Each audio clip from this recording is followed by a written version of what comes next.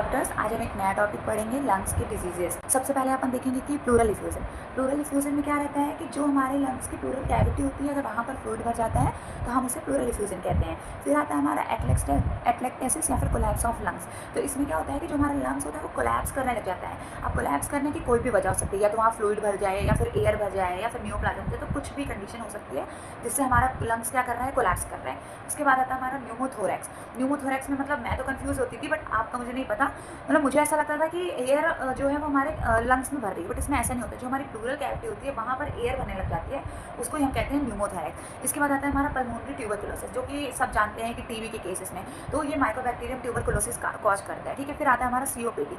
COPD क्या होता है? क्रोनिक ऑब्स्ट्रक्टिव पल्मोनरी डिजीज, यानी कि जो हमारी लंग्स होती है उसमें ऑब्स्ट्रक्शन हो रहा है ना पल्मोनरी। इसमें आती है दो चीज़ें, एक तो आती है एम्फाइसीमा और एक आता है ब्रोंकाइटिस। मैंने बताया ना, कन्फ्यूज़न हो ही जाती है।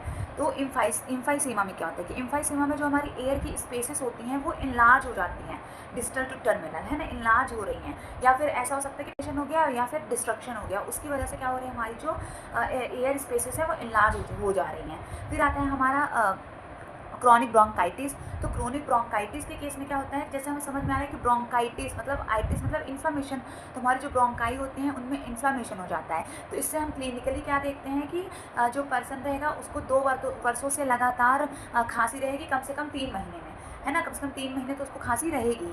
तो ये हम किस में देखते हैं? क्रॉनिक ब्रोंकाइटिस में। इसके बाद आता है हमारा निमोनिया। निमोनिया में क्या होता है कि जो हमारी लंग्स की पैरेन्काइमा होती है उनमें इन्फ्लामेशन हो जाता है। इसकी बहुत सारी स्टेजेस भी होती हैं जो वीडियोज़ में। तो इसमें क्या रहता है, ये क्रोनिक रेस्ट्रिक्टिव पल्मोनरी डिजीज़ होती है ना। इसमें पैरेन्काइमा में कंसोलिडेशन वगैरह हो जाता है, ग्रे हेपेटाइजेशन, रेड हेपेटाइजेशन, ये सब हम आगे देखेंगे। तो ये हमारे किस में होता है? निमोनिया की कंडीशन में होता है। और इसके बाद आता है हमारा ब्रोंकिएक्टेसिस। ब्रोंकिएक्टेसिस में क्या होता है कि या तो परमानेंट या एबनॉर्मल डायलेशन हो जाता है हमारे एयर क्या कहते हैं, ब्रोंकाइज में, जिसके कारण क्या होता है कि ब्रीदिंग डिफिकल्टी आती है पर्सन को।